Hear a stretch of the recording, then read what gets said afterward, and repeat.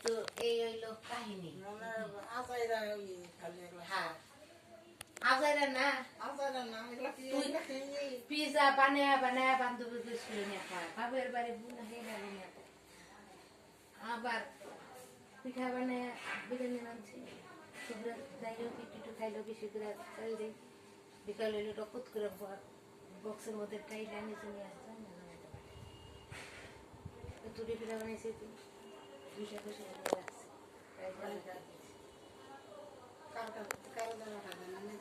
নিজে নিয়ে যা জমে রেখে তো নামে তো করে গেছে না যা তো হলুদ গাই না আগে নেই তা বুঝে কিনে তোর কারো শান্তি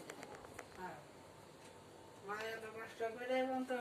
দেখা নাই ছোটবেলা থেকে মাইকে আমি কষ্ট আনি করে এবং তাই স্যার আমি মায়ের কথা বাড়ির কথা বলতে এটাই কথা একদিন কইছেন বাসায় থাকতে দেব নাই করবো না হিসাব আছে বাপের বাড়ির জায়গায় না হ্যাঁ